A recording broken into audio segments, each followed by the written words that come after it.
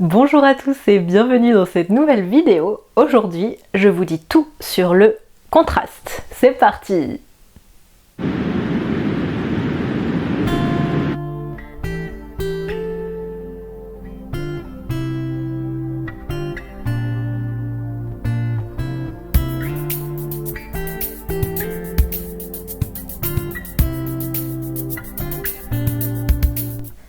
Mais au fait, c'est quoi le contraste?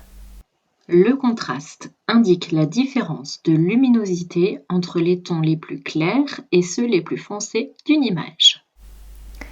Si vous regardez cette vidéo, c'est certainement que le rendu de vos photos ne vous plaît pas. Elles ne retranscrivent pas ce que vous avez vu.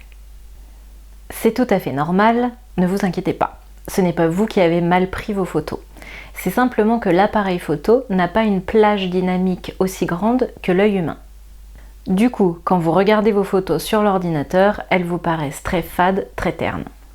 Eh bien, c'est en augmentant le contraste de vos photos que vous allez pouvoir régler ce problème que tout photographe connaît. Regardez cette photo prise à Death Valley, en Californie. Celle de gauche est celle que mon appareil photo a pris. Celle de droite est strictement la même photo, mais j'ai ajouté beaucoup de contraste au post-traitement. Vous voyez comme le contraste donne du peps à la photo? Elle est beaucoup plus forte, elle est plus attirante. Augmenter le contraste ne peut parfois se faire que par le post-traitement. C'est notamment sur ce point qu'il est indispensable d'avoir et de se servir d'un logiciel de post-traitement. Vous ne dénaturerez absolument pas vos photos, bien au contraire. En ajoutant du contraste, vous retrouverez l'image que vous aviez vue en vrai et non pas l'image que l'appareil photo a pris. Ajouter du contraste, c'est augmenter les extrêmes, entre guillemets, de votre photo, c'est-à-dire les blancs et les noirs. C'est donner de la dynamique à votre photo, du peps. En fait, c'est comme un bon dentifrice. Si vous avez les dents ternes, vous prenez un bon dentifrice et vous aurez un sourire éclatant. Eh bien, si vous avez des photos ternes, utilisez le contraste et vous aurez des photos éclatantes. Vous voulez savoir comment augmenter le contraste sur vos photos maintenant? Bon, allez, je vous montre. Alors, avant de commencer, je voulais vous préciser, vous rappeler qu'il est mieux de shooter au format RAW pour pouvoir faire un post-traitement qualitatif. Donc, pour ceux qui n'ont pas lu l'article ou qui l'auraient oublié, je vous mets un lien dans la description pour comprendre pourquoi. Alors, maintenant, on va rentrer dans le vif du sujet avec un exemple. Donc, moi, ma tête, elle n'est plus du tout indispensable, n'est-ce pas? Et donc, j'ai choisi pour vous deux photos. Une photo en noir et blanc et une photo en couleur. Et on reste à la Death Valley, la vallée de la mort en Californie. Donc, la photo que je voudrais travailler avec vous, c'est celle-ci. Je vous la mets en plein écran. Voilà. C'est une photo que j'ai prise à Death Valley au printemps 2018.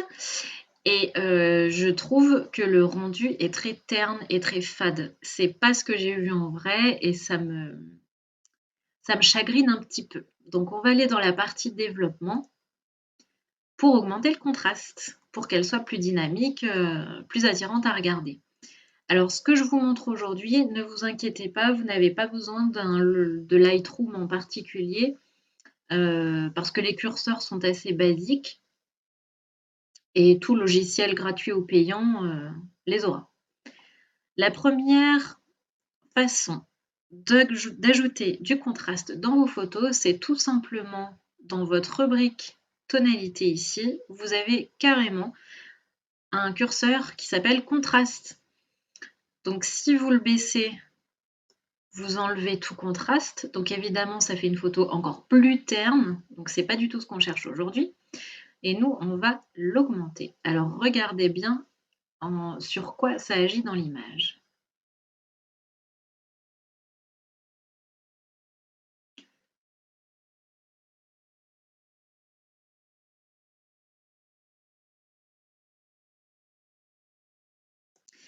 Je vais le laisser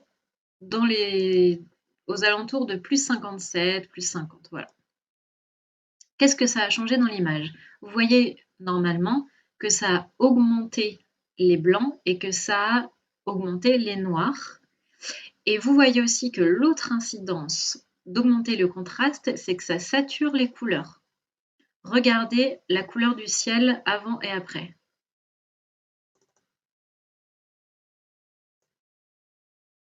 On le voit très nettement, le bleu est beaucoup plus bleu, beaucoup plus joli à regarder. Là, il fait peut-être pas très naturel, donc j'en ai peut-être mis un peu trop. C'est aussi à ça qu'il faut faire attention, ne pas en faire trop.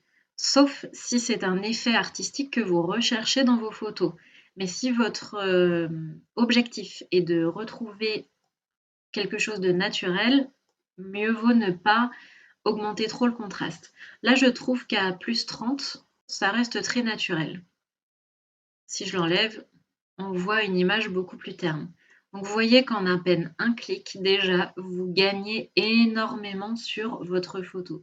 Et la deuxième façon d'augmenter le contraste que je voulais vous montrer, c'est peut-être un petit peu plus subtil, mais c'est de jouer sur les blancs et les noirs. Comme on l'a dit, quand on modifie le contraste, on veut augmenter les blancs et baisser les noirs. Et là, je vais le faire devant vous, bien évidemment. J'augmente mes blancs, ce qui déjà donne un effet plus clair à la photo, plus sympa. Et pour contraster, je vais baisser mon curseur des noirs. Je préfère, en tout cas, augmenter mon contraste en faisant comme ça, parce que déjà, les couleurs sont plus naturelles, je trouve, et le rendu, on peut beaucoup plus gérer comment on veut notre contraste. Alors que là, c'est le logiciel qui le fait. Donc là, moi, je trouve... Alors, c'était peut-être un peu trop noir. Voilà, par là. Moi, je trouve que comme ça, ma photo, elle a gagné beaucoup en contraste. Et alors, si je vous mets un avant-après, il n'y a pas photo. Comme tu es drôle, Amélie. Il n'y a pas photo, vraiment. Celle de gauche est terne, elle manque de vie, on n'a pas très envie de la regarder, alors que celle de droite, tout de suite, vous êtes happé normalement par le bleu du ciel, par le chemin de l'ancienne rivière. Je ne sais pas s'il y avait des rivières à Death Valley, je pense pas. En tout cas, elle n'existe plus. Et tout de suite, normalement, votre œil, il est vraiment attiré par la photo de droite et non pas par celle de gauche. Donc voilà le premier exemple. Vous voyez, j'ai touché, vraiment, ça prend même pas 10 secondes et vous avez une photo complètement dynamisée, plus impactante, plus forte. Et l'autre exemple que je voulais vous montrer, c'est une photo en noir et blanc. C'est celle-ci. Donc c'est une autre photo que j'ai prise dans la vallée de la mort, depuis le Zabriskie Point, si je me souviens bien. Et les photos en noir et blanc, il faut savoir que pour qu'elles soient réussies, selon moi, il faut qu'il y ait énormément de contraste. Vraiment, je trouve qu'en noir et blanc, il en faut encore plus que pour les photos couleur. Donc pareil, on va refaire exactement la même chose, mais alors là, on va y aller beaucoup plus fort. Donc je touche au contraste via le curseur contraste, et là, j'y vais beaucoup plus fort. Vous voyez déjà la différence? Et ensuite, par-dessus, je vais augmenter mes blancs et baisser mes noirs. J'augmente mes blancs et je baisse mes noirs. Alors là, c'est peut-être un petit peu trop... Ouais, là, c'est pas mal du tout.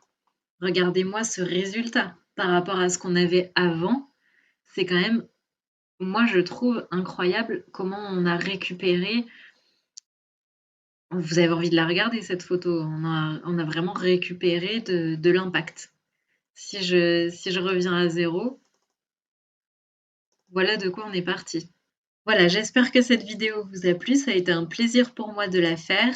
J'espère que vous allez tout de suite aller dans votre logiciel de post-traitement préféré Et évidemment, tester ce contraste pour toutes les photos ternes dont vous étiez déçus jusqu'à maintenant. Et pour continuer toujours à progresser en photo de voyage, n'hésitez pas à télécharger mon guide gratuit sur la page d'accueil de mon site internet. Je vous mets un petit lien dans la description et je vous dis à bientôt.